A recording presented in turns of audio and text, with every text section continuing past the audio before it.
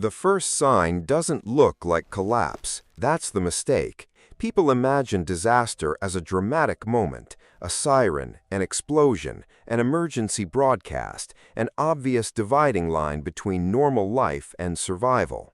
But large disruptions rarely announce themselves that way. More often, they arrive disguised as inconvenience. Your package doesn't arrive. Your phone service feels slow. The gas station has longer lines than usual.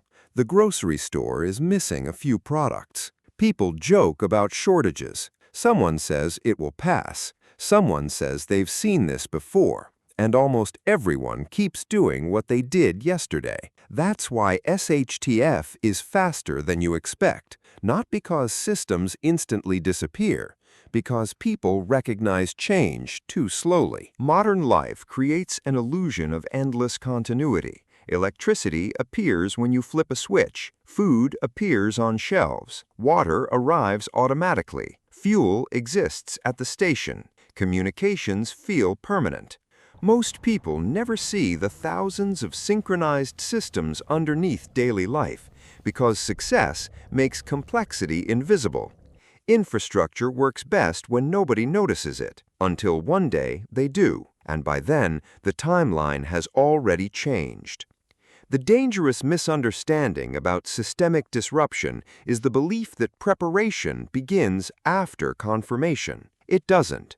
Preparation begins during uncertainty. Because once disruption becomes obvious, millions of people begin competing for the same limited resources at the same time. That is when time starts accelerating. Imagine a normal weekday afternoon.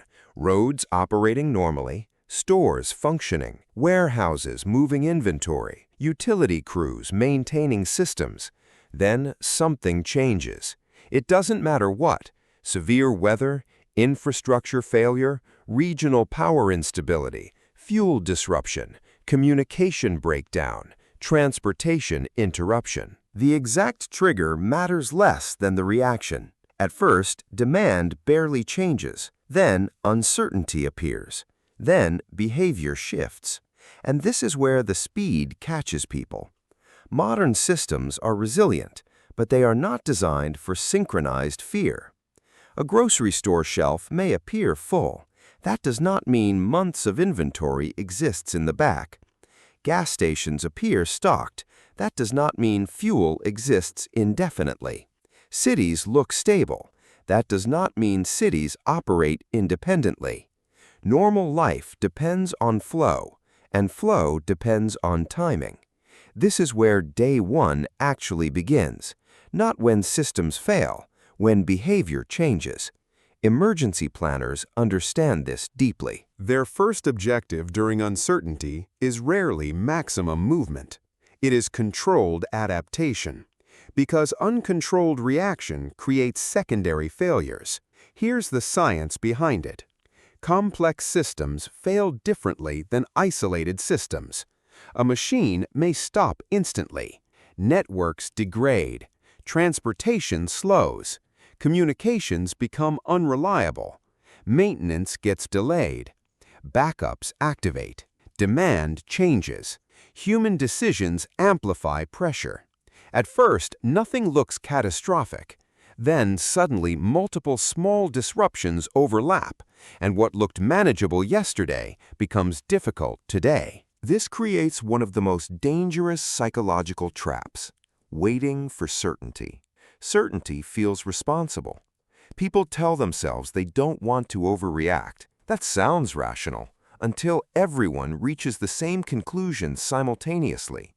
Now roads are crowded, fuel lines appear, store inventories disappear, information quality drops, decision pressure increases. The people who move earliest often do not look smartest at first, because early adaptation feels unnecessary until delay becomes expensive. This is why day one doesn't begin on the calendar. It begins inside your assumptions. And the first major mistake is consumption. Most people respond to uncertainty by consuming normally, driving normally, shopping normally, charging normally, using energy normally. Cooking normally. This happens because routine is emotionally stabilizing. Routine creates a sense of control. But routine quietly assumes replenishment. The hidden principle is simple.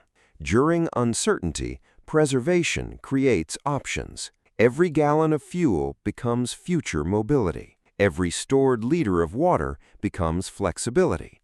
Every battery percentage becomes communication. Every meal preserved becomes time. People imagine survival as obtaining resources. Often, survival begins with protecting existing resources. But here's what most people don't realize. Resources alone don't create resilience.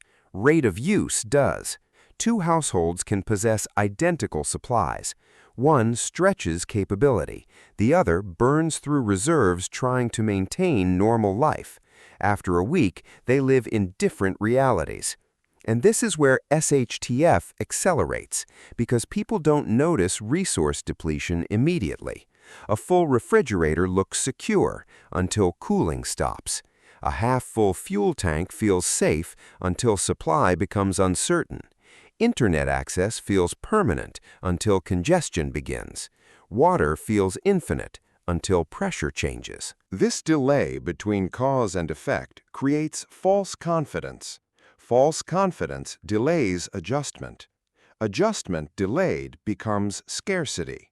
Scarcity changes behavior. Behavior changes outcomes. Now another force enters: movement. People underestimate how strongly uncertainty creates motion. They visit stores, drive to relatives, check conditions, search for information. Movement feels productive. But movement consumes capability, fuel, time, attention, energy, road access, exposure. The goal during early disruption is not inactivity. It is intentional movement. Every action should answer a question. What problem does this solve? What capability does this preserve? What dependency does this reduce? If the answer is unclear, the action may be emotional rather than strategic. And this is where the first hidden divide appears. Prepared people do not necessarily own more.